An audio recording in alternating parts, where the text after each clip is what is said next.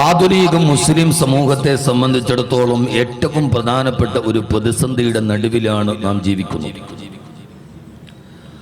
ആ പ്രതിസന്ധി മറ്റൊന്നുമല്ല, ഈ അടുത്ത കാലത്തായി നാടിന്റെ നാനാഭാഗത്ത് നിന്ന് ഇസ്ലാമിനെതിരെ ഉണ്ടാകുന്ന പലവിധമായ പ്രചണ്ഡമായ പ്രചാരണങ്ങളും ഇസ്ലാമിനെതിരെ ലോകത്തുള്ള മുഴുവൻ ശത്രുക്കളും ഒന്നിക്കുന്നു എന്ന ഒരു ഭീതി പടിഞ്ഞാറുകാരൻ വിശ്വാസി സമൂഹത്തിന്റെ മനസ്സിൽ വല്ലാതെ അലോസരപ്പെടുത്തിയിട്ടുണ്ട്. ഇസ്ലാമിലെ യുവാക്കളെയും യുവതികളെയും സംബന്ധിച്ചിടത്തോളം ഇനി ഇസ്ലാം ഈ ലോകത്തിൽ നിന്ന് തകർക്കപ്പെടാൻ പോവുകയാണ്. ഒരു മുസ്ലിമായി ജീവിക്കാൻ നമുക്ക് വളരെയേറെ ബുദ്ധിമുട്ടാണ് എന്ന് ഈ അടുത്ത കാലത്തായി നമ്മുടെ മുസ്ലിം സമൂഹത്തിന്റെ ഉള്ളിലേക്ക് ചില ഭീതിയുടെ, ഭയാശങ്കകളുടെ, ആശങ്കകളുടെ ചില ചിന്തകളിലേക്ക് നമ്മുടെ സമൂഹം നടന്നു പോകുന്നുണ്ട് എന്നത് എല്ലാവരും വളരെ രഹസ്യമായ, പരസ്യമായ ഒരു രഹസ്യമാണ്. എല്ലാവരുടെയും മനസ്സിലില്ല. നാടിന്റെ നാനാഭാഗത്ത് അമേരിക്കയിൽ ഡൊണാൾഡ് ട്രംപ് അധികാരത്തിൽ വരികയും ഇന്ത്യ രാജ്യത്തിൽ ഫാസിസ്റ്റ് സർക്കാർ അധികാരത്തിൽ വരികയും ചെയ്തപ്പോ നാടിന്റെ നാനാഭാഗത്ത് നിന്ന് ഇസ്ലാമിനെതിരെ ആസൂത്രിതമായ ഒരു നീക്കമുണ്ടാകുന്നു. ഒരു മുസ്ലിമായി, മുസ്ലിമിന്റെ ഐഡന്റിറ്റിയിൽ ഒരു മുസ്ലിമായി ജീവിക്കാൻ നമുക്ക് കഴിയില്ല. അതുകൊണ്ട് പലരോട് ചാരി നിന്നാലല്ലാതെ, പലരോട് മുട്ടി നിന്നാലല്ലാതെ, നമ്മളൊരു മതേതരക്കാരനാണ് എന്ന് മതത്തെ മാറ്റി നിർത്തിയിട്ട് പറഞ്ഞാലല്ലാതെ ഇനി നമുക്ക് ഈ ലോകത്ത് ജീവിക്കാൻ കഴിയുകയില്ല. ഇസ്ലാമിന്റെ വേഷവിധാനം നമുക്ക് സാധ്യമല്ല. പെണ്ണുങ്ങളെ സംബന്ധിച്ചോളം, മുസ്ലിം യുവതികളെ സംബന്ധിച്ചിടത്തോളം അവരുടെ വേഷവിധാനങ്ങളെ പോലും ഒരു മുസ്ലിമാണ് എന്ന് പൊതുസമൂഹത്തിന് മുമ്പിൽ ബോധ്യപ്പെടുത്താത്ത രീതിയിൽ വേഷവിധാനങ്ങളെ അലോസരപ്പെടുത്തുകയും ഒരു പൊതുസമൂഹത്തിന്റെ മുമ്പിൽ ഒരു മുസ്ലിം വേഷത്തിന് സ്വീകാര്യതയുണ്ടാവുകയില്ല എന്ന ഒരു അപകർഷതാബോധം പടിഞ്ഞാറ് വളരെ വ്യക്തമായി നമ്മുടെ ഇടയിൽ അടിച്ചേൽപ്പിച്ചിട്ടുണ്ട് എന്നത് വളരെ പ്രധാനപ്പെട്ടമായി നാം ഇന്ന് ഗണിക്കേണ്ട ഒരു വിഷയമാണ്. വിശപ്പടങ്ങാത്ത നരകമെന്നതാണ് എന്റെ വിഷയം. അവിടേക്ക് ഞാൻ കടക്കുന്നതിന് ആമുഖമായി ഞാൻ നിങ്ങളോട് പറയുന്നത്, നമുക്കെല്ലാവർക്കും അറിയാം, അഭ്യസ്തവിദ്യരായ ചെറുപ്പക്കാരെ സംബന്ധിച്ചിടത്തോളം നാടിന്റെ നാനാഭാഗങ്ങൾ, ചെച്ചനിയിൽ, ബോസ്നിയയിൽ, അഫ്ഗാനിസ്ഥാനിൽ, ബർമയിൽ, ശ്രീലങ്കയിൽ, ഫലസ്തീനിൽ എന്ന് വേണ്ട നാടിന്റെ നാനാഭാഗങ്ങളിൽ ഇസ്ലാമിക സമൂഹത്തെ ഈ ലോകത്തിൽ നിന്ന് തുടച്ചു മാറ്റാൻ എതിരാളികൾ മുഴുവനും ഒരേപോലെ കടന്നു വരുമ്പോ ഇനി ഇസ്ലാം ഇതോടെ ഈ ലോകത്ത് അവസാനിക്കപ്പെട്ടു, ഇനി ഇസ്ലാം ഉണ്ടാവുകയില്ല, അതുകൊണ്ട് നമുക്ക് വേറൊരു രീതിയിൽ ജീവിക്കലാണ് നല്ലത് എന്ന ഒരു മിഥ്യാബോധം നമ്മുടെ ഇടയിൽ ധാരാളമായി അടിച്ചേൽപ്പിക്കപ്പെട്ടിട്ടുണ്ട്. അതുകൊണ്ടാണ് വാട്സപ്പിലൊക്കെ കാണുന്നത്, ചൈനയിൽ മുസ്ലിമീങ്ങൾക്ക് പേര് നിരോധിച്ചു, ചൈനയിൽ പള്ളിയിൽ പോകാൻ വിലക്ക്. നിങ്ങൾ ചൈനയിൽ പോകുന്ന കച്ചവടക്കാരോട് ചോദിച്ചു നോക്കി, അവിടെ ഇപ്പോഴും ഈ പോകുന്ന കച്ചവടക്കാര് പോലും ആയിരങ്ങൾ പങ്കെടുക്കുന്ന ജുമാ നമസ്കാരം ഇപ്പോഴും നടക്കാറുണ്ട്. എന്തുകൊണ്ടാണ് ഈ വാർത്തകൾ പ്രചരിപ്പിക്കപ്പെടുന്നത്?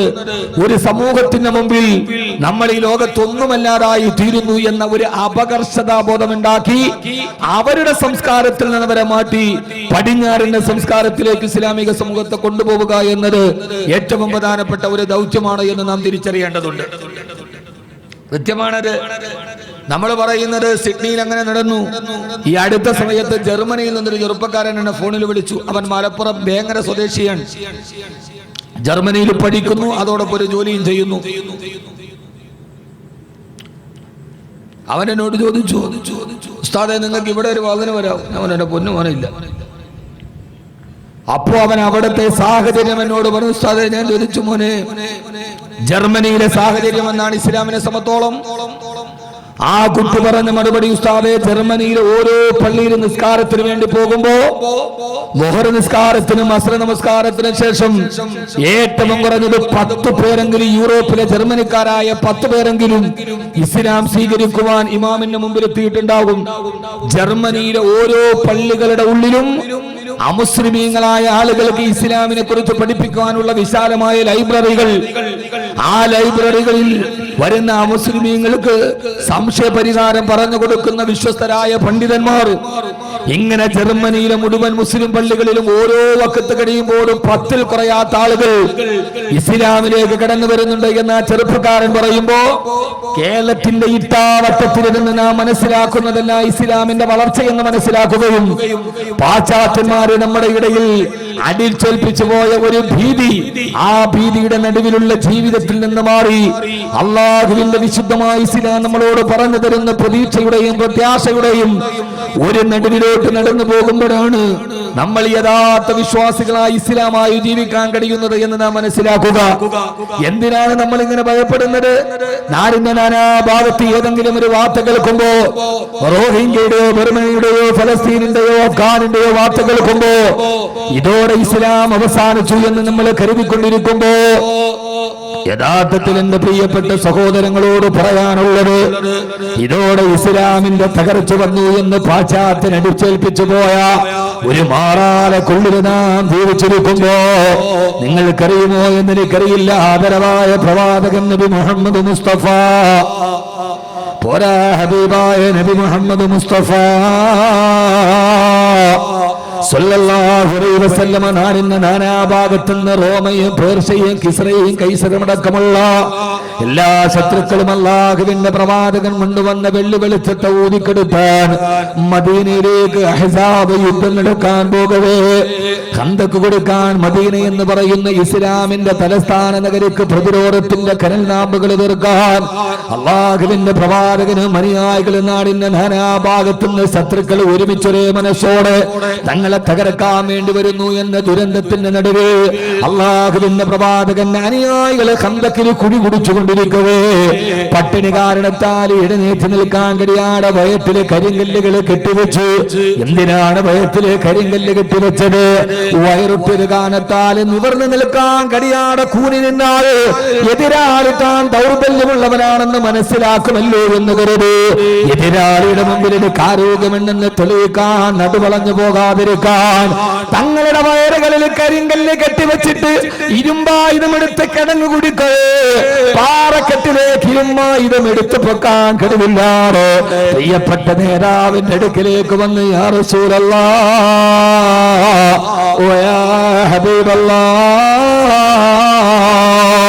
അല്ലാഹുവിന്റെ തിരുദൂതരെ ദിവസങ്ങളായി പട്ടിണി കിടന്നിട്ട് ആയുധമൊന്ന് എടുക്കാൻ കഴിയാതെ നിങ്ങൾ ദുർബലരാണെന്ന് പ്രവാചകനായ നിങ്ങളുടെ നേതാവിനോട് ആവരാറി പറയുമ്പോ ആ സമയത്ത് തന്റെ വഴുക്കിലെ തന്റെ വയറ്റിൽ കെട്ടിവെച്ച 2 കല്ലുകൾ വരെ ഉയർത്തി കാണിച്ച് അല്ലാഹുവിന്റെ റസൂൽ ഇരുമ്പിന്റെ ആയുധമെടുത്ത് ഖന്തക്കിൽ പൊട്ടാതെ കിടന്ന ആ പാറക്കെട്ടിലേക്ക് ഇരുമ്പിന്റെ ആയുധമെടുത്ത് വീശവേ ഇരുമ്പായുധം ഖന്തക്കിന്റെ കരിമ്പാറക്കെട്ടിൽ സ്പർശിക്കുമ്പോ ചിന്നിച്ചു തരുന്ന തീപ്പൊരികൾ ഇരുമ്പിന്റെ ആയുധം കരിമ്പാറക്കെട്ടിൽ പെടുമ്പോ 3 പ്രാവശ്യം അഗ്നിസുരിങ്ങൾ ചിതറിത്തെറിച്ചു പത്രേ. ആ സമയത്താണ് പ്രിയപ്പെട്ട സഹോദര ഇരുമ്പായുധം പാറക്കെട്ടിൽ സ്പർശിക്കുമ്പോഴുണ്ടായ അഗ്നിസുരിങ്ങൾ 3 പ്രാവശ്യം തീതെറിച്ചു. ഓരോ പ്രാവശ്യവും ആ അഗ്നിസുരിങ്ങൾ തെറിക്കുമ്പോ അടുത്ത് നിൽക്കുന്ന അനുയായികളോട് ഭയാശങ്കകളുടെ നടുവ് ഈ പട്ടിണികളായ തങ്ങളുടെ മുമ്പിലേക്ക് നാളെ എതിരാളികളാ തലച്ചു വരുമ്പോ നാമാവശേഷമാകുമെന്ന ഭീതിയുടെ ഭയപ്പാടിന്റെ നടുവിൽ നിൽക്കുന്ന അനുയായികളോട് ലോകത്തിന്റെ നായകൻ ചോദിച്ചു, ഈ നിങ്ങൾ പിണരേടെന്നറിയുമോ? ഈ ചിതറിത്തെറിക്കുന്ന തീനാളം ഏടെന്നറിയുമോ? ഇല്ല നബിയേ, അല്ലാഹുവിന്റെ റസൂൽ പറഞ്ഞു, ആദ്യം തെറിച്ചുപോയി തീനാളം അതാ കുനൂസ് കിസ്റ. ഇത് കിസ്റയുടെ ഖജനാവാണ്. രണ്ടാമത്തെ തീനാളം കൈസറ, ഇത് കൈസറിന്റെ രാജാധികാരമാണ്.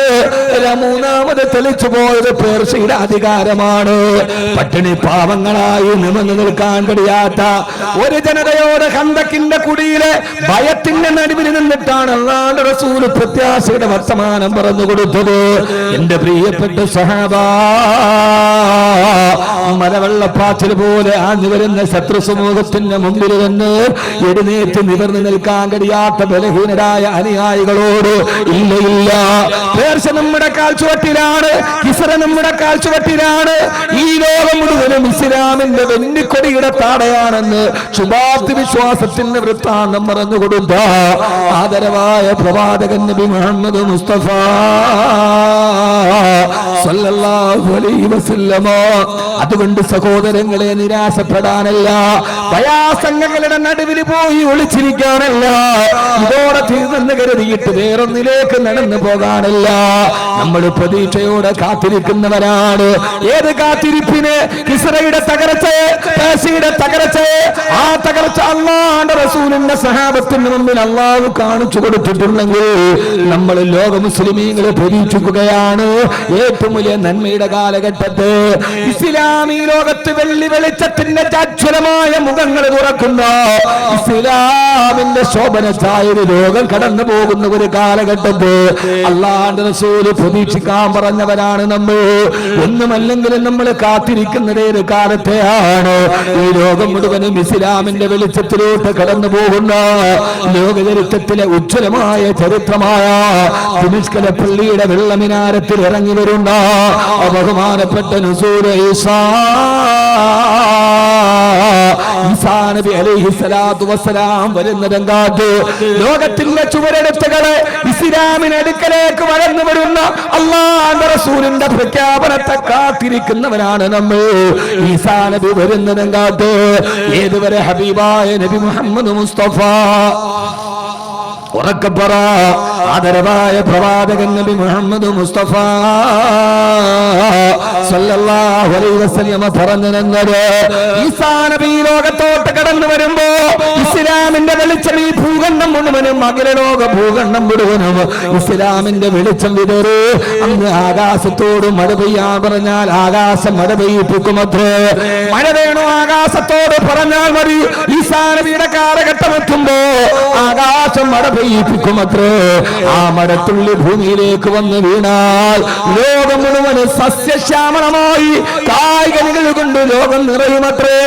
ഏതുവരെ ഹബീബായ നബി സല്ലല്ലാഹു അലൈഹി വസല്ലം പറഞ്ഞു, ഈസാ നബിയുടെ കാലഘട്ടത്തിൽ ജലത്തുള്ളിയെടുത്ത് കരിമ്പാറക്കെട്ടുകളെ നിറഞ്ഞു നടക്കുന്ന സഫാ മലയുടെ മുകളിൽ കൊണ്ടുപോയി ഒരു കപ്പ് വെള്ളം ഒടിച്ചു കൊടുത്താൽ കരിമ്പാറക്കെട്ടിന്റെ ഉള്ളിൽ നിന്ന് ഈത്തപ്പനുകളും മുളച്ചു വരുന്ന രീതിയിൽ ഇസ്ലാമിനെ അല്ലാഹു ലോകത്ത് നിലനിർത്തുമെന്ന്, ഇസ്ലാം തിരിച്ചു വരുമെന്ന് ശുഭാപ്തി വിശ്വാസത്തിന്റെ നായകനായ നബി മുഹമ്മദ് മുസ്തഫ തന്റെ പ്രിയപ്പെട്ട പൊന്നുമകൻ ഇസ്മായിലിന്റെ പൈതാഹത്തിന് വേണ്ടി ആദര എന്ന പെണ്ണ് ഓടി നടന്ന കരിമ്പാറക്കെട്ടുകൾ കൂടിക്കിടക്കുന്ന സഫാമലയിൽ അന്നൊരു ജലത്തുള്ളി വീണാൽ അവിടെ നിന്ന് സസ്യലതാരുകൾ പൊട്ടിമുളക്കുമെന്ന്. ഏതുവരെ ഈസാ നബിയുടെ കാലമെത്തുമ്പോ അന്ന് മനുഷ്യന്മാര് സിംഹത്തിന്റെ കൂടെ നടന്നു പോകും. പക്ഷേ ഫലായുള്ളൂ, ആ സിംഹം മനുഷ്യനെ ഉപദ്രവിക്കുകയില്ല. ഏതുവരെ പറഞ്ഞെന്നറിയുമോ? അന്ന് മനുഷ്യനും പാമ്പും ഒന്നിച്ചു നടന്നാൽ ഫലായുള്ളൂ, ആ പാമ്പുകൾ മനുഷ്യനെ ഉപദ്രവിക്കുകയില്ല. ഏതുവരെ അല്ലാഹുവിന്റെ റസൂൽ നമ്മോട് ശുഭാപ്തി വിശ്വാസത്തിന്റെ കണിക പറഞ്ഞത് ഈസാ നബിയുടെ കാലഘട്ടമാകുമ്പോ ആ കാലഘട്ടത്തിലെ കൊച്ചുകുട്ടികൾ പാമ്പിന്റെ കൂടെ കളിക്കുമത്രേ. ഇന്ന് കളിപ്പാട്ടം കൊണ്ടവര് കളിക്കുന്നത് പോലെ ഉഗ്രവിഷമുള്ള പാമ്പുകളെ കൊണ്ട് ആ കാലഘട്ടത്തിലെ കുട്ടികൾ കളിക്കും. പക്ഷേ ഫലായുള്ളൂ, ആ പാമ്പ കുട്ടികളെ ഉപദ്രവിക്കുകയില്ല. ഈ ഒരു കാലഘട്ടം വരെ ഇസ്ലാമിന്റെ വെന്നിക്കൊടി അല്ലാഹു ലോകത്തിൽ പകർത്തി കൊടുക്കുമെന്ന് ആദരവായ പ്രവാചകൻ നബി മുഹമ്മദ് മുസ്തഫ, ആദരവായ പ്രവാചകൻ നബി മുഹമ്മദ് മുസ്തഫ സല്ലല്ലാഹു അലൈഹി വസല്ലമ. അതുകൊണ്ട് സഹോദരങ്ങളെ, നാം നിരാശയുടെ ലോകത്തോട്ട് കടന്നു പോകേണ്ടവരല്ല. വരാനിരിക്കുന്ന ലോകത്തിന്റെ ശുഭവൃത്താന്തങ്ങളെ കാത്തിരിക്കേണ്ട വിശ്വാസികളാണ് നമ്മൾ. അല്ലാഹു നമുക്ക് ആ ബോധം നൽകി അനുഗ്രഹിക്കുമാറാകട്ടെ. നമ്മളെ മുഴുവനും ഒരു വല്ലാത്ത ഭീതിയാണ്. അല്ല, മുസ്ലിമിനെ സംബന്ധിച്ചിടത്തോളം ഇന്നുകളുടെ വർത്തമാനങ്ങളല്ല, ഹബീബായ നബി മുഹമ്മദ് മുസ്തഫ ഉറക്കപ്പറ ആദരവായ പ്രവാചകൻ നബി മുഹമ്മദ് മുസ്തഫ സല്ലല്ലാഹു അലൈഹി വസല്ലമ അല്ലാഹുവിന്റെ പ്രവാചകന്റെ വാക്കുകൾ ശുഭാപ്തിയോടെ കാത്തിരിക്കേണ്ട ഒരു വരുംകാലത്തെ പ്രതീക്ഷിക്കേണ്ട ആളുകളാണ് നമ്മൾ മുസ്ലിമീങ്ങൾ. അല്ലാഹു നമുക്ക് ആ ശുഭാപ്തി വിശ്വാസം നൽകട്ടെ. ഇന്ന് എല്ലാവരുടെ ഇടയിൽ ഇസ്ലാം തീർന്നു, ഇനി ഞാൻ ഇങ്ങനെ എനിക്ക് ജീവിക്കാൻ പറ്റൂല, ഞാൻ ആ സംസ്കാരത്തിലേക്ക് പോയേ പറ്റൂ. അതുകൊണ്ടാണ് നമ്മുടെ കല്യാണം മറ്റൊരുത്തന്റെ സംസ്കാരമാണ്, നമ്മുടെ വിവാഹം വേറൊരുത്തന്റെ സംസ്കാരമാണ്, നമ്മുടെ ആഘോഷം വേറൊരുത്തന്റെ സംസ്കാരമാണ്, നമ്മുടെ ചിന്തകൾ വേറൊരുത്തന്റെ ചിന്തയാണ്. എന്തുകൊണ്ട്? മുസ്ലിമിന്റെ ചിന്ത പാടില്ല, ഇത് തകരാനുള്ളതാണ് എന്നൊരു മിഥ്യയുടെ ചിന്ത നമ്മുടെ ചെറുപ്പക്കാരെ ബാധിച്ചിട്ടുണ്ട്. ഇല്ലേ? അങ്ങനെയല്ലേ? നിങ്ങളെന്താ മിണ്ടാത്തില്ല? ബജറ്റ് അവതരിപ്പിക്കണം മന്ത്രിസഭ മാതിരി. ധനമന്ത്രി ബജറ്റ് അവതരിപ്പിക്കാൻ നിങ്ങൾ മന്ത്രിസഭ കണ്ടിട്ടുണ്ട്? എല്ലാവരും ഒരൊറ്റ ഉറക്കമുണ്ട്. കാരണം ഈ വകയൊരുത്തണ കോടി അറിഞ്ഞുകൂടാ, മിച്ചക്കമ്മി അറിഞ്ഞുകൂടാ. അവസാനം ഇതെല്ലാം കഴിഞ്ഞിട്ട് പിന്നെ നോക്കിയാലേ അറിയാൻ പറ്റും. നിങ്ങൾ അമ്മാതിരി മാലക്കും ലാ തന്തിക്കൂൻ, അങ്ങനെയല്ലേ നമ്മുടെ വിചാരധാര ഇപ്പം മുമ്പോട്ട് പോകുന്നത്? ഇതൊരു പ്രത്യേക പ്രൊപ്പഗണ്ട. ഇത് യൂറോപ്പിന്റെ പ്രൊപ്പഗണ്ടയാണ്. IS-നെ മുമ്പിൽ നിർത്തി IS-നെ ഇസ്ലാമായി അവതരിപ്പിച്ച് അതിന്റെ പുറകിൽ നടക്കുന്ന കാര്യങ്ങളെ വ്യാപകമായി പ്രചരിപ്പിച്ച് നമ്മെ ഒരുമാതിരി ഉൾവരിയുന്നവരാക്കി മാറ്റുക. ഈ ഒരു അജണ്ടയാണ് ഇന്ന് സൂക്ഷിച്ച് ചരിത്രത്തെ പരതിയാൽ നമുക്ക് മനസ്സിലാവും. നമ്മുടെ മനസ്സിൽ ബേജാറാണ്. അള്ളാഹു അത് മാറ്റി നമ്മളെ ഇസ്ലാമിനെ വെളിച്ചത്തിലേക്ക് അള്ളാഹു നൽകി അനുഗ്രഹിക്കട്ടെ. നമ്മെ സംബന്ധിച്ചോളം നമ്മുടെ ജീവിതം ഏതാണ്? ഇതല്ല. ഇവിടെ നടക്കുന്ന ഒരൊറ്റ കാര്യവും നമ്മെ ബാധിക്കുന്നതേയല്ല. വിശ്വാസിയെ സംബന്ധിച്ചോളം ഇവിടുത്തെ ഒരു കാര്യവും അവനെ ബാധിക്കുകയില്ല. നിങ്ങൾ എന്നെ നോക്കി, ഇങ്ങോട്ട് നോക്കി. അള്ളാഹു പറയുന്നത് മനസ്സിലാക്കാൻ തൗഫീഖ്. വെറുതെ വാരി വലിച്ചു പറയാനല്ല, ആ പറയുന്നതിൽ നമുക്കൊരു കാമ്പുണ്ടാവണം. അള്ളാഹ് ഒരു വിശ്വാസിയെ സംബന്ധിച്ചോളം ഏറ്റവും പ്രധാനപ്പെട്ട ഈ ഭൂലോകത്ത് നടക്കുന്ന ഒരു സംഭവ വികാസവും അവനെ സംബന്ധിച്ചോളം ആശങ്കപ്പെടുത്തുന്നില്ല. കാരണം അള്ളാഹു പറഞ്ഞ ജീവിതം ഇവിടുത്തെ ജീവിതമല്ല. ആണോ? അള്ളാഹു പറഞ്ഞ ജീവിതം ഏതാ? അള്ളാഹു പറഞ്ഞ ജീവിതം ഏതാ? ആ ജീവിതം ഇവിടുത്തെ അല്ല. അങ്ങനെയാണെങ്കിൽ അള്ളാഹു പറയുന്നല്ലോ, തബാറകല്ലദീ ബിയദിഹിൽ മുൽക്കു വഹുവ അലാ കുല്ലി ഷൈഇൻ ഖദീർ അല്ലദീ ഖലഖൽ മൗത വൽ ഹയാത ലിയബ്ലുവകും അയ്യുകും അഹ്സനു അമലാ. അല്ലാഹു സുബ്ഹാനഹു വ തആല പറയുകയാ, തബാറകല്ലദീ ബിയദിഹിൽ മുൽക്കു, ഈ അഖില ലോക ബ്രഹ്മാണ്ഡ ഘടാകത്തിന്റെ ഉടമസ്ഥനായ അല്ലാഹു എത്രയോ പരിശുദ്ധനാണ്. ആരാണ് അല്ലാഹ് എന്നറിയോ? അല്ലദീ ഖലഖൽ മൗത വൽ ഹയാ, അവൻ മരണത്തെയും ജനനത്തെയും അവന് സൃഷ്ടിച്ചു തന്നവനാണ്. അള്ളാഹുവിനെ കുറിച്ച് പരിചയപ്പെടുത്തുമ്പോ വളരെ പ്രധാനപ്പെട്ട ഒരു പരാമർശം ഏതെന്നറിയുമോ? ആരാണ് അള്ളാഹു എന്നറിയുമോ? അല്ലദീ ഖലഖൽ മൗത വൽ ഹയാ, അവൻ മരണത്തെയും അവന് ജീവിതത്തെയും സൃഷ്ടിച്ചു തന്നവനാണ്. അള്ളാഹു പറഞ്ഞത് മരണത്തെയും പിന്നെ ജീവിതത്തെയുമാണ്. അള്ളാഹുവിന്റെ ഖുർആൻ പറഞ്ഞ ഹയാത്ത് എന്ന് പറയുന്നത് മരണത്തിന് ശേഷമുള്ള ജീവിതമാണ്. ഈ ദുനിയാവിലെ ജീവിതത്തെ അള്ളാഹു പറഞ്ഞിട്ടേ ഇല്ല. പറയണമെങ്കിൽ നമ്മൾ പറയാറുണ്ടല്ലോ, ജീവിതത്തെയും മരണത്തെയും സൃഷ്ടിച്ചത് അള്ളാഹുവാണ്. തെറ്റാണ് സഹോദരങ്ങളെ. അള്ളാഹു ഈ ജീവിതത്തെ കുറിച്ച് അള്ളാഹു മിണ്ടിയിട്ടേ ഇല്ല. ഈ ജീവിതം പറഞ്ഞിട്ടേ ഇല്ല. ഖലഖൽ മൗത, അവൻ മരണത്തെ സൃഷ്ടിച്ചവനാണ്. വൽ ഹയാത്ത, ഏത് ഹയാത്ത്? വൽ ഹയാത്ത, ജീവിതത്തെയും. ഏത് ജീവിതമാ? ഒന്ന് പറ മനുഷ്യന്മാർ, നിങ്ങൾ എന്തിട്ട് മനുഷ്യന്മാർ? ഏത് ജീവിതമാണ്? മരണത്തിന് ശേഷമുള്ള ജീവിതം. അപ്പൊ ദുനിയാവിലെ ജീവിതത്തെ കുറിച്ച് ഖുർആൻ മിണ്ടിയിട്ടേ ഇല്ല. കാരണം ഇതൊരു ജീവിതമല്ല. ഒമൽ ഹയാത്തു ദുനിയ ഇല്ല മത്താഉൽ ഖുറൂർ. ഇത് പെട്ടെന്ന് ഒന്ന് പൊട്ടിത്തിളച്ച് പിന്നെ താണുപോകുന്ന ഒന്നാണ് ജീവിതം. അതുകൊണ്ട് ഖുർആൻ അല്ലാഹു ജീവിതത്തിന്റെ രണ്ട് ഘട്ടത്തെ കുറിച്ച് പറഞ്ഞപ്പോ അല്ലാഹ് പറഞ്ഞത് മരണവും വൽ ഹയാത്ത, മരണത്തിന് ശേഷമുള്ള ജീവിതവുമാണ്. അപ്പൊ പിന്നെ ഇത് വല്ല കളിയാണോ? പക്ഷെ നമ്മളെ സംബന്ധിച്ചോളം വിഷയം എന്താ? നമ്മൾ ഈ ദുനിയാവിൽ എന്ത് കിട്ടും പടച്ചോനെ എന്ന് വിചാരിച്ചടക്കാൻ. നമ്മളെ സംബന്ധിച്ചോളം ആണുങ്ങൾ മുഴുവനും അവരുടെ ചിന്ത ഏതാ? ഏറ്റവും നല്ല കുഴിമന്തിയും ചിക്കൻ അൽഫാമും എവിടെ കിട്ടുമെന്ന് വിചാരിച്ചിട്ടാണ് ചെറുപ്പക്കാരെ നാട്. പെണ്ണുങ്ങളുടെ മുഴുവനും ചിന്ത ഈ വയറ് കുറയ്ക്കാനുള്ള ബെൽറ്റ് കെട്ടിയാൽ ഇത് കുറയുമെന്ന് വിചാരിച്ചിട്ടാണ് അവരുടെ ഗവേഷണം. ഈ രണ്ട് ഗവേഷണമല്ലാതെ നമ്മുടെ ദുനിയാവിൽ ഇപ്പൊ ചിന്ത മുഴുവൻ ഏതാ? എന്തുകൊണ്ട്? ഏറ്റവും വലിയ ചിന്ത ഏതാ? ആണുങ്ങൾക്ക് നല്ല ആരോഗ്യം വേണം, അതുകൊണ്ട് നല്ല കുഴിമന്തി തോന്നി നമ്മൾ നടക്കുന്നു. പെണ്ണുങ്ങൾക്ക് ഈ ദുനിയാവില് നല്ല സൗന്ദര്യത്തിൽ ജീവിക്കണം, അതുകൊണ്ട് ഈ പ്രസവത്തോടു കൂടി വന്ന വയറ് കുറയാൻ കെട്ടിയാൽ കുറയുന്ന ബെൽറ്റ് ഉണ്ടെങ്കിൽ അതിന്റെ പരസ്യം നോക്കി പെണ്ണുങ്ങൾ നടക്കുന്നു. രണ്ടുപേരെ സമത്തോളം ഈ ജീവിതത്തിന്റെ നിലനിൽപ്പാണ് പ്രശ്നം അല്ല. അള്ളാഹുവിന്റെ ഖുർആൻ പറഞ്ഞു, മരണവും ആ മരണത്തിന് ശേഷമുള്ള ജീവിതമാണ് പ്രധാനപ്പെട്ട ജീവിതം എന്ന് അള്ളാഹുവിന്റെ ഖുർആൻ നമ്മോട് ബോധ്യപ്പെടുത്തി തരികയാണ്. അതുകൊണ്ടാണ് ഖുർആൻ പറഞ്ഞത്, ഈ മരണത്തെയും അതിനുശേഷമുള്ള ജീവിതത്തെയും അല്ലാഹു സൃഷ്ടിച്ചു തന്നത് ലിയബ്ലുവക്കും അയ്യുക്കും അഹ്സനു അമലാ. നിങ്ങളിൽ ആരാണ് ലോകത്തെ ഏറ്റവും നല്ല നന്മയുടെ പാതയിലൂടെ സഞ്ചരിച്ചെന്നവനറിയാൽ. അങ്ങനെ അറിയണമെങ്കിൽ നാളെ പരലോകത്താണ് അറിയുക. അതുകൊണ്ട് സഹോദരങ്ങളെ, ഞാൻ എന്റെ വിഷയത്തിലോട്ട് കടന്നു പോകട്ടെ. ഈ ദുനിയാവിലെ മാറ്റങ്ങളല്ല, ഇവിടുത്തെ ആശങ്കകളും വ്യത്യാസങ്ങളുമല്ല.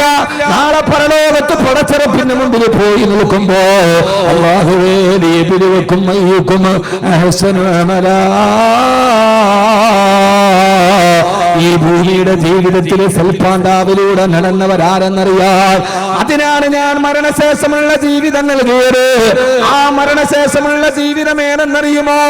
ആ മരണശേഷമുള്ള ജീവിതം ഏകനായ അല്ലാഹുവിന്റെ മുമ്പിലേക്ക് എതിരേറ്റ് നിന്ന് ലോക ജനകോടതിയുടെ മുമ്പ് ഒരു മനുഷ്യനവന്റെ ജീവിതത്തിന്റെ കർമ്മ പദ്ധതികളെ വിചാരണ ചെയ്യപ്പെടുന്ന ദിവസം. അല്ലാഹുവിന്റെ വിശുദ്ധമായ ഖുർആൻ പറഞ്ഞതുപോലെ ഏകനായ അല്ലാഹുവിന്റെ മുമ്പിൽ അവനവന്റെ ജീവിതത്തിന്റെ കർമ്മപദങ്ങളിലൂടെ നടന്നു വരുമ്പോ ഏതൊക്കെ നന്മകൾ ചെയ്തുവോ, ഏതൊക്കെ തിന്മകൾ ചെയ്തുവോ, ആ നന്മകളെയും തിന്മകളെയും അല്ലാഹു വിചാരണക്കെടുക്കുന്ന ഒരു ദിവസമുണ്ട്. ആ ദിവസത്തെ കുറിച്ചാണ് ഖുർആൻ പറഞ്ഞത്. ആ ദിവസമാണ് ഖുർആൻ നമ്മളോട് ഓർമ്മപ്പെടുത്തിയത്.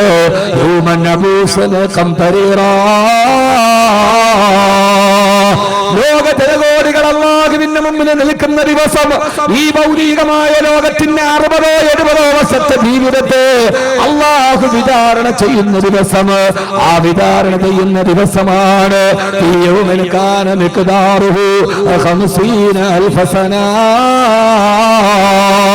50,000 വർഷത്തിന്റെ ദൈർഘ്യമുള്ള ഒരു ദിവസം. അന്നാണ് ഏകനായ റബ്ബിന്റെ മുമ്പിൽ ഞങ്ങളെ നിൽക്കപ്പെടുന്നത്. അന്നാണ് അല്ലാഹു നമ്മളോട് വിചാരണ തുടങ്ങുന്നത്.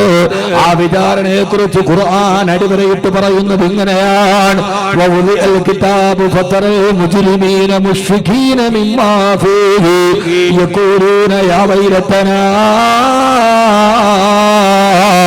മാ ലിഹാദൽ കിതാബ്. ഗ്രന്ഥം അവന്റെ കയ്യിൽ നൽകപ്പെടുന്ന ദിവസം. ഞാൻ വിശദീകരിച്ച് പറയുന്നില്ല. അവന്റെ കയ്യിൽ അല്ലാഹു അവനവന്റെ കർമ്മങ്ങൾ ഏറ്റുപറയുന്ന ദിവസം. കിതാബ്, അവനവന്റെ നന്മ തിന്മകളെ രേഖപ്പെടുത്തപ്പെട്ട കിതാബുകൾ അവന്റെ കയ്യിലേക്ക് അല്ലാഹു കൊടുക്കുന്ന ദിവസം. ഏത് കിതാബാണ്? ആരാണത് രേഖപ്പെടുത്തിയത്? ആ രേഖപ്പെടുത്തിയത് മറ്റാരുമല്ല, മായൽ ഫിലുമിൻ ഖൗലിൻ ഇല്ലാ ലദൈഹി റഖീബുൻ അതീദ്. ഇത് യതലക്കൽ മുതലഖിയാനി അനിൽ യമീനി വനിശ്ശിമാലി ഖരീബ്. നിന്റെ ഇടത്തും വലത്തും ഇരിപ്പുറപ്പിച്ച ലപ്തപ്പതിട്ടരായ 2 മലക്കുകൾ എഴുതി വെച്ചതിന്റെ കർമ്മകാണ്ഡങ്ങൾ ഉണ്ടല്ലോ. അല്ലാഹു നന്മ ചെയ്യാൻ അല്ലാഹു തൗഫീഖ് നൽകട്ടെ. അല്ലാഹു തൗഫീഖ് നൽകട്ടെ. ഇടത്തും വലത്തും 2 മലക്കുകൾ ഖഈദുൻ. അവരെ കുറിച്ച് പറഞ്ഞത് ഖാഇദുൻ എന്നല്ല, ഇരിക്കുന്നവരെന്നല്ല. കാരണം ഇരിക്കുന്ന ഒരാൾ കുറച്ചു കഴിയുമ്പോ എഴുന്നേക്കും. റക്കീബിനെയും അത്തീദിനെയും കുറിച്ച് അല്ലാഹു പറഞ്ഞത് അവരിയ്ക്കുന്നവരാണെന്നല്ല, ഖഈദുൻ, അവര് ലപ്തപ്രതിഷ്ഠ നേടിയവരാണ് എന്ന് പറഞ്ഞാൽ ഇളക്കി മാറ്റാൻ കഴിയാത്ത ആളുകളാണവർ. കരുനാഗപ്പള്ളിയിൽ തിയേറ്ററിൽ പോയി 2.5 മണിക്കൂർ സിനിമ കാണാൻ നേരത്ത് എന്നാ പിന്നെ ടിക്കറ്റ് എടുക്കുന്നിടത്ത് റക്കീബ് അത്തീദിനെ ഇറക്കി വെച്ചിട്ട് 2.5 മണിക്കൂർ കണ്ടിട്ട് ഇറങ്ങി വരാന്ന് പറഞ്ഞാൽ കഴിയൂല. ഖഈദുൻ, അവര് ഇളക്കി മാറ്റാൻ കഴിയാത്ത രീതിയിൽ ലപ്തപ്രതിഷ്ഠ നേടിയവരാണ്. അള്ളാഹു നമുക്ക് ബോധം തരട്ടെ. ഇങ്ങനെ നല്ല കഫക്കെട്ടാണ്. മുമ്പിരിക്കുന്ന ആളുകൾ ഒരു അപമര്യാദയായിട്ട് തോന്നരുത്. അള്ളാഹു നമുക്ക് ഖൈർ നൽകി അനുഗ്രഹിക്കട്ടെ. ചിന്തിക്കുകയും സഹോദരങ്ങളെ, അവരെഴുതി വെച്ചതാണ് അള്ളാഹു നമ്മുടെ കയ്യിൽ തരിക. എന്നിട്ട് അള്ളാഹു സുബ്ഹാനഹു വ തആല നമ്മളോട് തന്നെ പറയും, നീ തന്നെ ഒന്ന് വായിച്ചു നോക്കടാ. നമ്മുടെ കാര്യങ്ങളെ വിചാരണ ചെയ്യേണ്ടത് ആരാണ്? നമ്മൾ തന്നെ. ആരാണ് വിചാരണ ചെയ്യേണ്ടത്? നമ്മൾ തന്നെ. അല്ലാഹുവിന്റെ ഖുർആൻ പറയും, ഇഖ്റാ കിതാബക കഫാ ബിനഫ്സിക അലൈക ഹസീബാ. വായിക്കടാ നിന്റെ കിതാബ്, റഖീബും അതീദും എഴുതി വെച്ച വേദഗ്രന്ഥം, അത് വായിക്കേണ്ടവൻ നീ തന്നെയാണടാ. ജനകോടികളുടെ മുമ്പിൽ വെച്ചിട്ട് അവനവൻ ചെയ്ത കൃതാനത്വങ്ങളെ പടച്ചറപ്പിന്റെ മുമ്പിൽ വായിക്കേണ്ട ദിവസം നമ്മളെല്ലാവരും അല്ലാഹുവിന്റെ മുമ്പിൽ വായിക്കുകയാണ്. ആ വായനയുടെ ദൃശ്യാവിഷ്കാരം ഖുർആൻ വിവരിക്കുന്നത് ഇങ്ങനെയാണ്. ആ വേദഗ്രന്ഥത്തിൽ എഴുതപ്പെട്ട പാപങ്ങളും എല്ലാം കാണുമ്പോ തമ്മാടികളെ വേവലാതിയോടെ വിളിച്ചു ചോദിക്കുമത്രേ, മാലിഹാദൽ കിതാബ്, ഇതെന്തോരു കിതാബാണ് തമ്പുരാനെ. ലാ യുഗാദിറു സഗീറതൻ വലാ കബീറതൻ ഇല്ലാ ഹസാഹാ. ഒരു ചെറിയ കാര്യം പോലും രേഖപ്പെടുത്താതെ വിട്ടിട്ടില്ലല്ലോ റബ്ബേ. ഞാൻ വളരെ നിസ്സാരമായി വലിച്ചു കളഞ്ഞത്, ഞാൻ വളരെ നിസ്സാരമായി മാറ്റിവെച്ചത്, ആ പാപങ്ങൾ മുഴുവനും ഇതിന് കൃത്യമായി രേഖപ്പെടുത്തിയിട്ടുണ്ടല്ലോ റബ്ബേ. രക്ഷപ്പെടാൻ കഴിയാത്ത രീതിയിൽ കുടുങ്ങിപ്പോയല്ലോ അല്ലാ എന്നല്ലാഹുവിന്റെ മുമ്പിൽ വെച്ച് നിലവിളിക്കുമ്പോ ആ സമയത്താണ് ഖുർആൻ പറയുന്നത്, അല്ലാഹു സുബ്ഹാനഹു വ തആല പടച്ചതമ്പുരാന്റെ മുമ്പിൽ നിന്നിട്ട് നിലവിളിക്കുന്നവരോട് അല്ലാഹു സുബ്ഹാനഹു വ തആല തന്റെ മലക്കുകളോട് പറയും, അത്ര മലക്കുകളെ, ഖുദൂഹു ഫഗുല്ലൂ ഉമ്മൽ ജഹീമ സല്ലൂ. പിടിക്കവനെ, പിടിച്ച് കെട്ടവനെ, ആ തമ്മാടിയെ പിടിച്ചു നിർത്ത്, പിടിച്ച് കെട്ടവനെ, നരകത്തിലേക്ക് അവനെ വലിച്ചെറിയാൻ അല്ലാഹുവിന്റെ കൽപ്പന വരുമ്പോ ആ കടന്ന് നിലവിളിക്കുന്ന തമ്മാടികളെ, ആരാണ് തമ്മാടികൾ, അവരെ എങ്ങനെയാണ് നരകത്തിലോട്ട് വലിച്ചെറിയുന്നത്? അല്ലാഹുവിന്റെ ഖുർആൻ വ്യക്തമായി നമ്മോട് പറയുന്നുണ്ട്, യറഫുൽ മുജ്രിമൂന ബിസിമാഹും ഫയുഖദു ബിന്നവാസി വൽ അഖ്ദാം. കത്തിക്കാളുന്ന നരകത്തിന്റെ മുമ്പിൽ അല്ലാഹുവേ പിടിക്കപ്പെട്ടല്ലോ, എന്റെ സാമർത്ഥ്യം നഷ്ടപ്പെട്ടല്ലോ, ഇനി രക്ഷപ്പെടാൻ പടുതുകളില്ലല്ലോ. അറിഞ്ഞും അറിയാതെയും രഹസ്യമായും പരസ്യമായും ഒളിച്ചും തെളിഞ്ഞും ഞാൻ ചെയ്തതെല്ലാം രേഖപ്പെടുത്തല്ലോ തമ്പുരാനെ എന്ന് പറഞ്ഞ് നിലവിളിക്കുമ്പോ ആ നിലവിളിക്കുന്ന തമ്മാടികളുടെ അവരുടെ കാലിലും അവരുടെ കഴുത്തിലും പിടിച്ചുണ്ട് കിണ്ടൽ ചാക്ക് തൊഴിലാളികൾ വലിച്ചെറിയുന്നത് പോലെ അവരെ അല്ലാഹു നരകത്തിലോട്ട് വലിച്ചെറിയുമെന്ന് വിശുദ്ധ ഖുർആൻ. അല്ലാഹു നമ്മളെ കാത്തുരക്ഷിക്കുമാറാകട്ടെ, അല്ലാഹു നമ്മളെ കാത്തുരക്ഷിക്കുമാറാകട്ടെ. ഇതാണ് ഭയാനകരമായ ജീവിതം. അവരെ നാളെ നരകത്തിലോട്ട് വലിച്ചെറിയുമെന്ന് എത്രയോ നാളുകൊണ്ട് നമ്മളെ നരകത്തെ കുറിച്ച് കേൾക്കുന്നതാ. എന്താ നരകമെന്തെന്നറിയോ? ഞാൻ എന്റെ വിഷയത്തിന്റെ മർമ്മപ്രധാനമായ ഭാഗത്തോട്ട് കടന്നു തള്ളിട്ട് എന്താ നരകമെന്നറിയോ? നരകമെന്ന് പറഞ്ഞാൽ സത്യനിഷേധികളായ ജനങ്ങളെ നശിപ്പിക്കാൻ അല്ലാഹു നേരത്തെ തന്നെ പണിത് തയ്യാറാക്കി വെച്ച അഗാധമായ പാമ്പുകളും തേളുകളുമുള്ള സർപ്പങ്ങളുള്ള തീനാളങ്ങൾ ആഞ്ഞു വീശുന്ന, ആരുടെ ഈ ശരീരത്തെ കത്തിക്കരിച്ച് ചാമ്പലാക്കി മാറ്റുന്ന അല്ലാഹു നേരത്തെ തന്നെ തയ്യാറാക്കി വെച്ച ഒരു കുണ്ടല്ല, ഒരു കുടിയല്ല, ഒരഗാധമായ ഗർത്തമല്ല. അല്ലാഹുവിന്റെ ഖുർആൻ നരകത്തെ കുറിച്ച് പരിചയപ്പെടുത്തുന്നത് ആ നരകം ജീവനുള്ളതാണ്. ജീവനുണ്ട് നരകത്തിന് സഹോദരങ്ങള്. പരിമിതമായ സമയത്തിന്റെയും ആരോഗ്യത്തിന്റെയും ഇടയിൽ പ്രധാനമായ വിഷയത്തെ നമുക്കൊന്ന് ഓർത്തു നോക്കാം. റമളാൻ വരികയാണല്ലോ. പുണ്യങ്ങൾ അനുഗ്രഹങ്ങളുടെ പൂക്കാലമായി അങ്ങകലെ നിന്ന് കടന്നു വന്ന ലോകത്തിന്റെ സുഹൃതങ്ങളുടെ ഏറ്റവും വലിയ പൂക്കാലമായി പെയ്തിറങ്ങിയ റമളാൻ, അല്ലാഹുവിന്റെ റസൂൽ കാറ്റുപോലെ അടിച്ചു വീശിയ റമളാൻ. എന്തായിരുന്നു റമളാൻ? ഇത്തുക്കും മിനന്നാർ, നരകത്തിൽ നിന്ന് മോചനം നൽകുന്ന റമളാൻ. ഇതിനു വേണ്ടി വിശ്വാസിയെ തയ്യാറെടുപ്പിക്കുന്ന റമളാൻ. റമളാൻ എത്തിയാൽ എന്റെ പ്രിയപ്പെട്ട പ്രവാചകന് റമളാൻ പടിവാതിക്കലെത്തി നിൽക്കുമ്പോൾ നമുക്കൊന്ന് മാനസാന്തരപ്പെടാം, നമ്മുടെ മനസ്സിനെ നമുക്ക് സ്ഫുടം ചെയ്യാം. റമളാനായാലും മറ്റുള്ള മാസം പോലെയല്ല, റമളാനിന് മാറ്റമുണ്ടാകണം. അതുകൊണ്ടാണല്ലോ പ്രഭവ കേന്ദ്രത്തിൽ നിന്ന് പ്രഫുല്ലമായി പ്രതലത്തിലൂടെ പാഞ്ഞെടുക്കുന്ന മന്ദമാരുതൻ ലോകത്തിന്റെ നാനാഭാഗത്ത് കിടന്നു നിൽക്കുന്നത് പോലെ എന്റെ ഭർത്താവ് റമളാനിൽ ഒരു മന്ദമാരുതനായിരുന്നു. റസൂലുള്ളാഹി സ്വല്ലല്ലാഹു അലൈഹി വസല്ലം അജ്വദൻ നാസ് ബി റമളാന മിനർ മുർസലാ, അടിച്ചു വീശുന്ന മന്ദമാരുതനേക്കാൾ എത്ര വലിയ ഉപമയാണ് മുത്ത് റസൂലിന്റെ പ്രിയപ്പെട്ട ഭാര്യയുടേത്. പ്രഭവ കേന്ദ്രത്തിൽ നിന്ന് അടിച്ചു വീശുമ്പോ പ്രഭവ കേന്ദ്രത്തിൽ നിന്ന് തുടങ്ങി സർവമാന പ്രതലങ്ങളിലൂടെ പ്രഫുല്ലമായി പരന്നൊടുകുന്ന ഒരു കാറ്റടിച്ചു തുടങ്ങുന്നിടത്ത് നിലനിൽക്കുകയില്ലല്ലോ. ഈ ലോകത്തെ മുഴുവനും ചൂന്നെടുത്തുകൊണ്ട് പാഞ്ഞു പോകുന്ന ഒരു മന്ദമാരുതനെ പോലെ റമളാനായാൽ എന്റെ ഭർത്താവ് അടിച്ചു വീശുന്ന കാറ്റിനേക്കാൾ റമളാനിൽ സദഖ ചെയ്തിരുന്നു എന്റെ മുത്ത് റസൂൽ സല്ലല്ലാഹു അലൈഹി വസല്ലമ. റമളാൻ മാറ്റത്തിന്റെ മാസമാണ്. അതുകൊണ്ട് സഹോദരങ്ങളെ, അവസാനം റമളാനിൽ നമ്മൾ പറയുന്നതെന്താ? മന്യമായി മനസ്സിന്റെ മലിനങ്ങളെ മുഴുവനും വിമലീകരിക്കപ്പെട്ട് പടച്ച റബ്ബിലേക്ക് അടുക്കുവാനും ധ്യാന നിമഗ്നമായ രാത്രികളെ നമ്മുടെ ജീവിതത്തിൽ സന്തോഷിപ്പിക്കുവാനും റമളാൻ തയ്യാറെടുക്കുമ്പോ റമളാനിൽ പ്രത്യേകം പറയുന്ന ദിക്റാണ് അശ്ഹദു അല്ലാ ഇലാഹ ഇല്ലല്ലാഹ് അസ്തഗ്ഫിറുല്ലാഹ് അസ്അലുകൽ ജന്നത വഅഊദു ബിക മിനന്നാർ. അല്ലാഹുവേ, നിന്റെ പരമപ്രധാനമായ ഏകത്വത്തെ ഞാൻ സാക്ഷ്യപ്പെടുത്തുന്നു റബ്ബേ. സ്വർഗം നൽകണേ അല്ലാഹ്, നരകമോചനം നൽകണേ അല്ലാഹ്. റമളാനിൽ പടച്ചറപ്പിനോട് പാതിരാത്രിയിലും പകലിലും നാം ഇങ്ങനെ പടച്ചവനോട് ഇരക്കുമ്പോ അറിയണം എന്താണ് നരകമെന്നറിയുമോ? പറഞ്ഞാൽ നേരത്തെ നീട്ടിവച്ചിരിക്കുന്ന ഒരു ഗർത്തമല്ല, നേരത്തെ തന്നെ തയ്യാറാക്കപ്പെട്ട ഒരു കുണ്ടല്ല. അള്ളാന്റെ പ്രവാചകനും ഖുർആനും പറഞ്ഞത് നരകം ജീവനുള്ള ഒരു വസ്തുവാണ്. അനസ് റളിയല്ലാഹു തആല അൻഹു ഖാല റസൂലുള്ളാഹി സ്വല്ലല്ലാഹു അലൈഹി വസല്ലം, അള്ളാന്റെ റസൂൽ പറഞ്ഞനായി അനസ് റളിയല്ലാഹു തആല പറയുകയാണ്.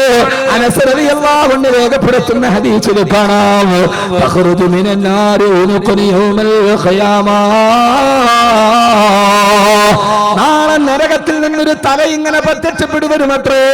ആ നരകത്തിൽ നിന്ന് പ്രത്യക്ഷപ്പെടുന്ന ഒരു തല, ബഹൂദിനാനി തസ്മആനി, അതിന് കേൾവി ശക്തിയുള്ള രണ്ട് ചെവികളുണ്ട്.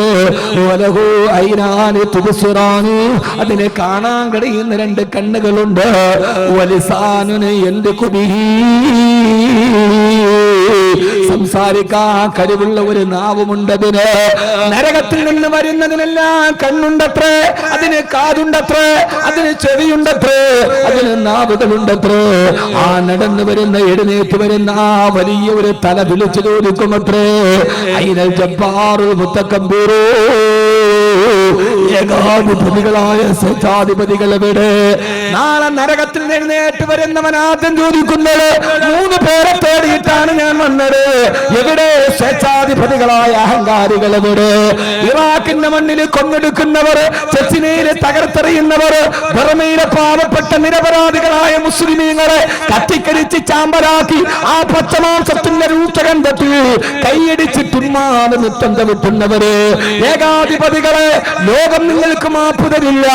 സാമ്രാജ്യത്തിന്റെ മുകളിൽ നിങ്ങൾ രാജാക്കന്മാരായിരിക്കാം, ലോകത്തിന്റെ മുമ്പിൽ നിങ്ങൾ ഏകാധിപതികളായിരിക്കാം, അധികാരത്തിന്റെ മുമ്പിൽ നിങ്ങൾ സർവാധിപതികളായിരിക്കാം.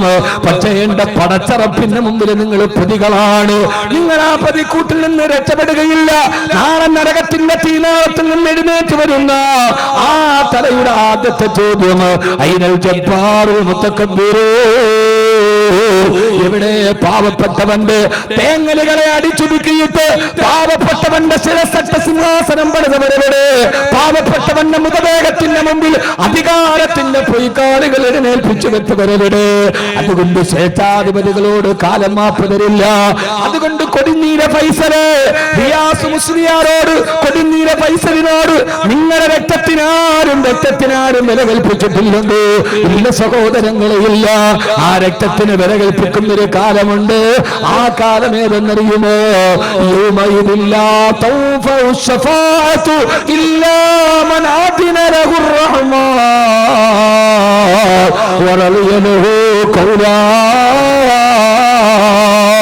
പടച്ചറപ്പിന്റെ മുമ്പിൽ ഏകാധിപതികൾ നിൽക്കുന്ന കാലഘട്ടമാണ്. അതുകൊണ്ട് സഹോദരങ്ങളെ, രക്ഷപ്പെടാൻ ഇവിടെ പടിവുകൾ ഉണ്ടായേക്കാം. പക്ഷേ പടിവുകളില്ലാത്ത, സ്വാധീനത്തിന് വഴങ്ങാത്ത, പ്രതികളെ വിലക്കെടുക്കാൻ കഴിയാത്ത ഒരു പരമോന്നതയുടെ കോടതിയുടെ മുമ്പിൽ നിൽക്കേണ്ടി വരുമേ. അന്ന് രഹസ്യം പരസ്യമാകുമേ. അന്ന് പ്രയോഗങ്ങൾ വലിച്ചെറിയപ്പെടും. അന്ന് രാത്രിയിൽ ചെയ്തൊരു പകൽ വെളിച്ചം പോലെ വെളിവാക്കപ്പെടും.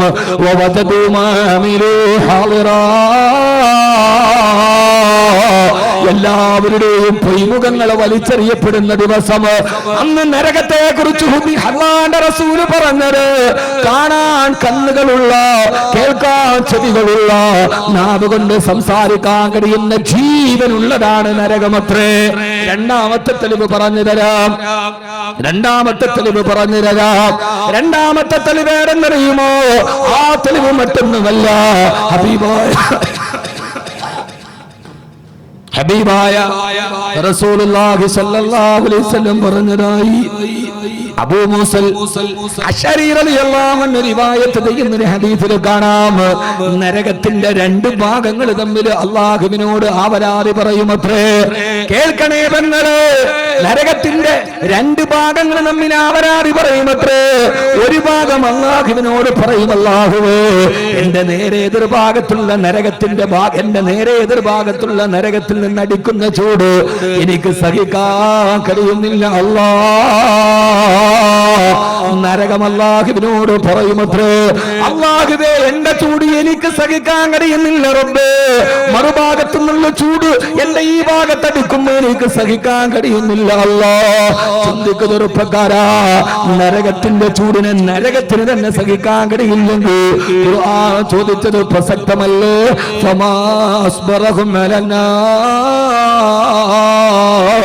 ഈ നരകത്തെ കുറിച്ച് ചിന്തിച്ചിട്ട് നിങ്ങൾ ഇങ്ങനെ ദുഃഖിക്കാത്തതെന്താ? നിങ്ങൾ എങ്ങനെയാണ് നരകത്തെ സഹിക്കുക? ഖുർആൻ ചോദിച്ച ചോദ്യമാണ്. ഈ നരകത്തിന്റെ ചൂടിനെ സഹിക്കാൻ നരകത്തിന് തന്നെ കഴിയുന്നില്ലെങ്കിൽ പിന്നെങ്ങനെയാണ് ഈയാപ്പാറ്റയെ പോലെ നിൽക്കുന്ന മാനവ കത്തിച്ചിട്ട തീപ്പെട്ടിക്കള്ളിയിൽ കാലു ചവിട്ടുമ്പോ ആന്ന് പറഞ്ഞ് തിരിച്ചു വലിക്കുന്നവര് കാലാകാലം കത്തിക്കപ്പെട്ട നരകത്തിന്റെ തീയെ എങ്ങനെയാണ് നീ ക്ഷമിക്കുക? എങ്ങനെയാണ് നരകത്തെ ക്ഷമിക്കാൻ നിനക്ക് കഴിവുണ്ടാവുക? അതുകൊണ്ടാണ് മുൻകഴിഞ്ഞു പോയ മഹാരഥന്മാർ അല്ലാഹുവിനോട് പൊട്ടിക്കരഞ്ഞിട്ട് പാടിയത്, അല്ലാഹുവേ, ഇലാഹി ലസ്തു ലിൽ ഫിർദൗസി അഹ്ലാ വലാ അഖ്വാലാ നാരിൽ ജഹീമി. പടച്ചവനെ, സ്വർഗം മേടിക്കാൻ എനിക്ക് അർഹതയില്ല, സ്വർഗത്തിന് അർഹതയില്ല എങ്കിലും നിന്നെ നരകത്തെ സഹിക്കാനുള്ള ശക്തിയും എനിക്കില്ല റബ്ബേ. പടച്ചവനെ, ഞാൻ പാപിയാണ്, ഞാനാണ് യഥാർത്ഥ ദരിദ്രവാസി. കാരണം സ്വർഗം വാങ്ങിക്കാൻ എനിക്ക് യോഗ്യതയില്ല. എന്റെ കയ്യിൽ സ്വർഗത്തിന് പറ്റിയ അമലില്ല റബ്ബേ. നിന്റെ സ്വർഗത്തിന് പകരം വെക്കാൻ കഴിയുന്ന പാതയം എന്റെ കയ്യിലില്ല അല്ലാഹുവേ. എന്റെ പോക്കറ്റ് കാലിയാണ്.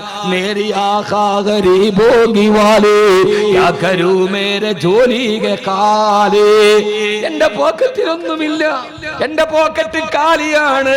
നിന്റെ സ്വർഗത്തിന് പകരം വെക്കാൻ ഒരു അമൽ എന്റെ കയ്യിലില്ല റബ്ബേ. എന്നാലോ നിന്നെ നരകത്തെ ക്ഷമിക്കാനുള്ള ശക്തിയും ഈ വിനീതനില്ല അല്ലാഹു നമ്മളെ നരകത്തിൽ നിന്ന് കാക്കട്ടെ. എന്നിട്ട് ആമീൻ പറയാൻ നമുക്ക് വയ്യ. അള്ളാഹു നമ്മളെ നരകത്തിൽ നിന്ന് കാക്കട്ടെ. ഇതൊക്കെ കേട്ടാലും നമ്മൾ ദുആ ചെയ്യാൻ വലിയ മിടുക്കന്മാരാ.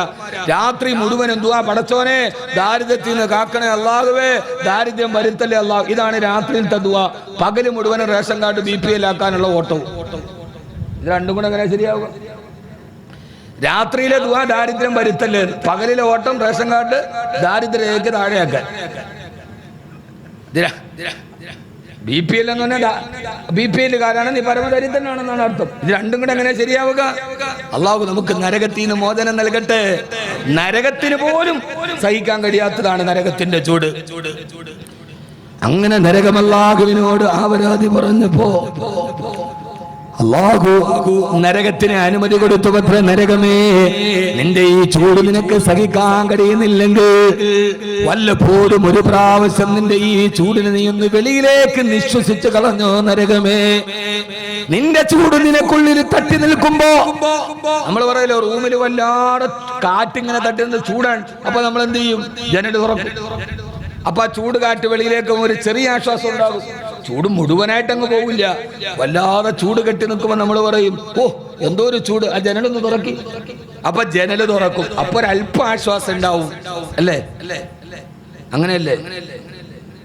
ഞാൻ അതറിയണമെങ്കിൽ ഗൂഗിളിൽ നോക്കണം.